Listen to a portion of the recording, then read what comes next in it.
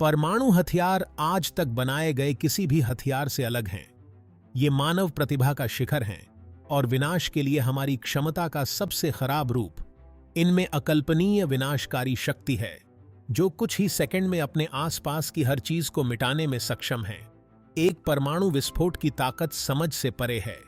एक बम पल भर में एक पूरे शहर को तबाह कर सकता है, इमारतों को मलबे में बदल सकता है और हलचल भरे शहरी केंद्रों को भूतिया शहरों में बदल सकता है। इसके बाद का दृश्य मानव सभ्यता की नाजुकता की एक भयानक याद दिलाता है। विस्फोट से निकलने वाली गर्मी इतनी तेज होती है कि यह अपने रास्ते में आने वाली हर चीज को भाप बना देती है। धातुएं मोम की तरह पिघल जाती हैं और जैविक पदार्थ पलक झपकते ही जलकर राख हो जाते हैं।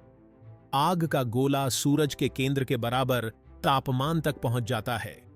निकलने वाला विकिरण दशकों तक बना रह सकता है, जमीन को जहरीला बना सकता है और बीमारी और मौत का कारण बन सकता है। विकिरण का अदृश्य खतरा पर्यावरण में रिस जाता है, जिससे क्षेत्र पीढ़ियों तक रहने लायक नहीं रहते हैं।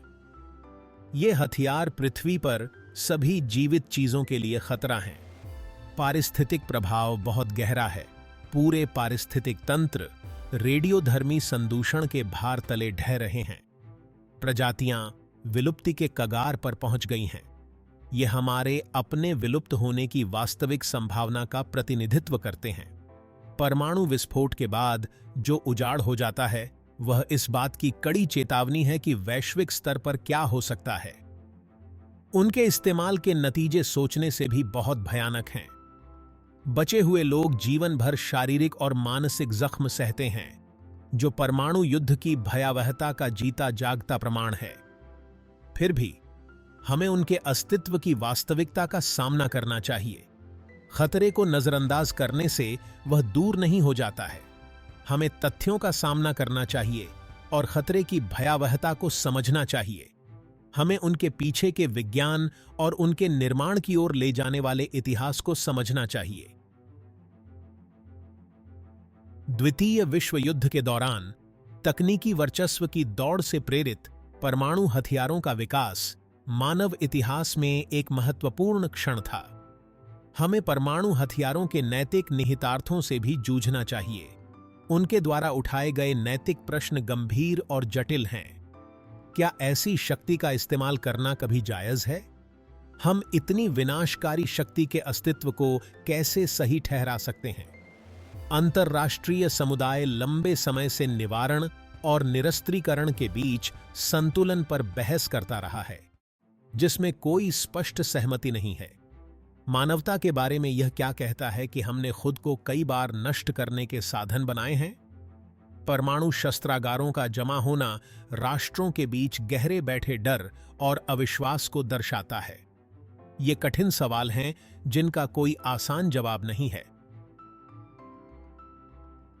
परमाणु मुक्त दुनिया का रास्ता राजनीतिक, तकनीकी और नैतिक चुनौतियों से भरा है, लेकिन ये ऐसे सवाल हैं जो हमें खुद से पूछने चाहिए।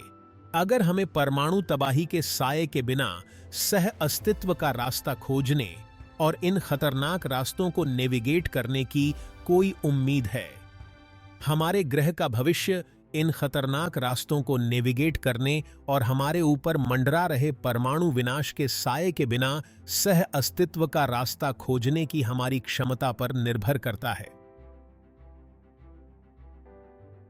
परमाणु हथियार मुख्यतः दो प्रकार के होते हैं: विखंडन बम और संलयन बम। विखंडन बम, जिन्हें परमाणु बम भी कहा जाता है, परमाणुओं को विभाजित करके काम करते हैं। यह ऊष्मा और विकिरण के रूप में जबरदस्त ऊर्जा जारी करता है। 1945 में हिरोशिमा और नागासाकी पर गिराए गए पहले परमाणु बम विखंडन बम थे। संलयन बम, जिन्हें हाइड्रोजन बम भी कहा जाता है, विखंडन बम से भी अधिक शक्तिशाली होते हैं। ये परमाणुओं को एक साथ मिलाकर काम करते हैं। यह प्रक्रिया विखंडन से कहीं अधिक ऊर्जा जारी करती है। संलयन बम का इस्तेमाल युद्ध में कभी नहीं किया गया, लेकिन कई देशों ने इनका परीक्षण किया है। परमाणु हथियारों का विकास वैज्ञानिक प्रतिभा की जीत थी, लेकिन यह मानवता के लिए एक त्रासदी भी थी। ये हथियार प्रतिभा और आत्मविनाश दोनों के लिए हमारी क्षमता का प्रमाण हैं। वे एक अनुस्मारक हैं कि हमारी तकनीकी प्रगति ने हमारे नैतिक विकास को पीछे छोड़ दिया है। परमाणु हथियार सबसे पहले द्वितीय विश्व युद्ध के दौरान विकसित किए गए थे। नाजी जर्मनी के खिलाफ दौड़ में शामिल संयुक्त राज्य अमेरिका ने मैनहट्टन परियोजना शुरू की। इस अति गुप्त कार्यक्रम ने भौतिकी के कुछ प्रतिभाशाली दिमागों को एक साथ लाया। लक्ष्य परमाणु की शक्ति का उपयोग करना और अभूतपूर्व विनाशकारी शक्ति का हथियार बनाना था। 16 जुलाई 1945 को न्यू मैक्सिको के अलामोर्डो में पहले परमाणु बम का परीक्षण किया गया था। विस्फोट जितना किसी ने सोचा था, उससे कहीं अधिक शक्तिशाली था। परीक्षण देखने वाले वैज्ञानिक उस चीज से हैरान और भयभीत थे जिसे उन्होंने दुनिया पर ला दिया था। 1 महीने से भी कम समय में संयुक्त राज्य अमेरिका ने जापानी शहरों हिरोशिमा और नागासाकी पर परमाणु बम गिराए।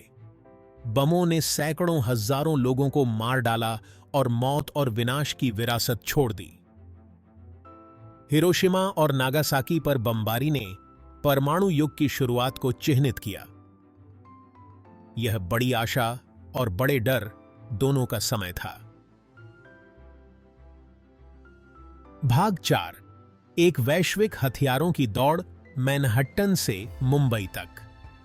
यह अध्याय परमाणु प्रसार की जटिल और खतरनाक यात्रा में तल्लीन करता है, इसकी उत्पत्ति और दुनिया भर में इसके दूरगामी प्रभावों का पता लगाता है। द्वितीय विश्व युद्ध की समाप्ति से परमाणु खतरे का अंत नहीं हुआ। हिरोशिमा और नागासाकी की विनाशकारी बमबारी ने एक नए युग की शुरुआत की, जहां परमाणु युद्ध का साया मानवता पर मंडरा रहा था। इसके बजाय इसने वैश्विक प्रतिद्वंद्विता के एक नए युग की शुरुआत की, शीत युद्ध। इस अवधि को संयुक्त राज्य अमेरिका और सोवियत संघ के बीच तीव्र राजनीतिक और सैन्य तनाव की विशेषता थी, प्रत्येक वैश्विक प्रभुत्व के लिए होड़ में था। संयुक्त राज्य अमेरिका और सोवियत संघ युद्ध से महाशक्तियों के रूप में उभरे। उनकी नई मिली स्थिति केवल सैन्य ताकत का मामला नहीं था, बल्कि वैचारिक प्रभाव का भी था, जहां प्रत्येक राष्ट्र शासन और समाज के अपने दृष्टिकोण को फैलाना चाहता था। वे एक खतरनाक हथियारों की दौड़ में शामिल हो गए। प्रत्येक पक्ष अधिक से अधिक शक्तिशाली परमाणु हथियार बनाने का प्रयास कर रहा था। यह दौड़ केवल संख्याओं के बारे में नहीं थी, बल्कि तकनीकी श्रेष्ठता के बारे में थी, जहां प्रत्येक पक्ष विज्ञान और इंजीनियरिंग की सीमाओं को आगे बढ़ा रहा था। शीत युद्ध निरंतर तनाव और भय का समय था। लौह पर्दे के दोनों ओर की सरकारों ने अपने नागरिकों को परमाणु युद्ध की संभावना के लिए तैयार किया, जिसमें अभ्यास और सार्वजनिक सेवा घोषणाएं दैनिक जीवन का हिस्सा बन गईं। दुनिया परमाणु विनाश के साये में जी रही थी। परमाणु हथियारों की भयावह शक्ति का प्रदर्शन कई परीक्षणों में किया गया, जिनमें से प्रत्येक वैश्विक तबाही की संभावना की एक कठोर याद दिलाता है। पारस्परिक रूप से सुनिश्चित विनाश या एमएडी का खतरा एक भयावह वास्तविकता बन गया। इस सिद्धांत का मानना था कि एक महाशक्ति द्वारा किसी भी परमाणु हमले के परिणाम स्वरूप एक विनाशकारी जवाबी हमला होगा, जो हमलावर और बचावकर्ता दोनों के पूर्ण विनाश को सुनिश्चित करेगा। दोनों पक्षों ने परमाणु हथियारों के विशाल शस्त्रागार जमा कर लिए, जो दुनिया को कई बार नष्ट करने के लिए पर्याप्त थे। इन भंडारों में न केवल भूमि आधारित मिसाइलें शामिल थीं, बल्कि पनडुब्बी से प्रक्षेपित बैलिस्टिक मिसाइलें और रणनीतिक बमवर्षक भी शामिल थे, जो परमाणु क्षमताओं का एक त्रिकोण बनाते थे। परमाणु हथियारों की दौड़ संयुक्त राज्य अमेरिका और सोवियत संघ तक ही सीमित नहीं थी। जैसे जैसे शीत युद्ध आगे बढ़ा, अन्य राष्ट्रों ने रक्षा के लिए या वैश्विक मंच पर अपनी शक्ति का दावा करने के साधन के रूप में अपनी परमाणु क्षमताओं को विकसित करने की मांग की। यूनाइटेड किंगडम सहित अन्य देश परमाणु क्लब में शामिल हो गए। यूके ने 1952 में अपना पहला सफल परमाणु परीक्षण किया, जो परमाणु हथियार रखने वाला तीसरा राष्ट्र बन गया। फ्रांस, चीन, भारत और पाकिस्तान ने भी अपने परमाणु हथियार विकसित किए। क्षेत्रीय सुरक्षा चिंताओं से लेकर अंतर्राष्ट्रीय प्रतिष्ठा की इच्छा तक, इनमें से प्रत्येक राष्ट्र के पास परमाणु क्षमताओं को आगे बढ़ाने के अपने कारण थे। इज़राइल, हालांकि कभी भी आधिकारिक रूप से अपनी परमाणु स्थिति की पुष्टि नहीं करता है, माना जाता है कि उसके पास परमाणु हथियार हैं।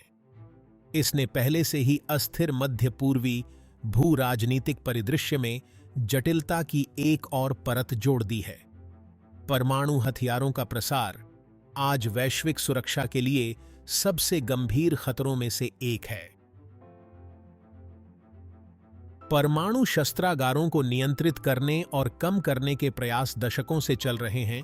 अप्रसार संधि (NPT) और विभिन्न हथियार कटौती समझौतों जैसी संधियों ने महत्वपूर्ण भूमिका निभाई है। हालांकि चुनौती बहुत बड़ी बनी हुई है, क्योंकि नए राष्ट्र परमाणु क्लब में शामिल होना चाहते हैं और मौजूदा शक्तियां अपने शस्त्रागारों का आधुनिकीकरण कर रही हैं। दुनिया परमाणु युग की विरासत से जूझ रही है, एक ऐसे भविष्य के लिए प्रयास कर रही है जहां परमाणु युद्ध का खतरा एक वर्तमान खतरे के बजाय एक दूर की स्मृति हो। भाग 5, वैश्विक आत्महत्या, अकल्पनीय की कल्पना। क्या होगा यदि दुनिया के सभी परमाणु हथियार एक साथ विस्फोट कर दिए जाएं? यह सिर्फ वैज्ञानिकों या सैन्य रणनीतिकारों के लिए सवाल नहीं है, यह पूरी मानवता के लिए एक सवाल है। विनाश का व्यापक पैमाना समझ से परे है। यह एक भयानक विचार प्रयोग है, लेकिन एक ऐसा विचार है जिस पर हमें विचार करना चाहिए। ऐसी घटना की संभावना, चाहे कितनी भी असंभव क्यों न हो, हमें अपने अस्तित्व की नाजुकता और हमारी वैश्विक सभ्यता की अनिश्चितता का सामना करने के लिए मजबूर करती है। तत्काल प्रभाव विनाशकारी होंगे। शुरुआती विस्फोटों से अकल्पनीय मात्रा में ऊर्जा निकलेगी, जो एक साथ हिरोशिमा के हजारों बमों के फटने के बराबर होगी। दुनिया भर के प्रमुख शहर पल भर में भाप बन जाएंगे। प्रतिष्ठित क्षितिज, हलचल भरी सड़कें और लाखों जीवन कुछ ही सेकंड में समाप्त हो जाएंगे। शुरुआती विस्फोटों और उसके बाद आने वाले आग के तूफानों में लाखों लोग मारे जाएंगे। गर्मी और दबाव हर ज्वलनशील चीज को प्रज्वलित कर देगा, जिससे आग के तूफान पैदा होंगे जो पूरे शहरों को अपनी चपेट में ले लेंगे। दीर्घकालिक परिणाम और भी विनाशकारी होंगे। जीवन और बुनियादी ढांचे का तत्काल नुकसान तो बस शुरुआत होगी। विकिरण की भारी रिहाई से वातावरण और पर्यावरण दूषित हो जाएगा। यह विकिरण हवाओं और मौसम के पैटर्न द्वारा ले जाया गया प्रारंभिक विस्फोट क्षेत्रों से बहुत दूर तक फैल जाएगा। एक परमाणु सर्दी शुरू हो जाएगी जो ग्रह को अंधेरे और ठंड में डुबो देगी। विस्फोटों से निकलने वाली कालिख और राख सूरज को ढंक देगी, जिससे दुनिया भर में तापमान में भारी गिरावट आएगी।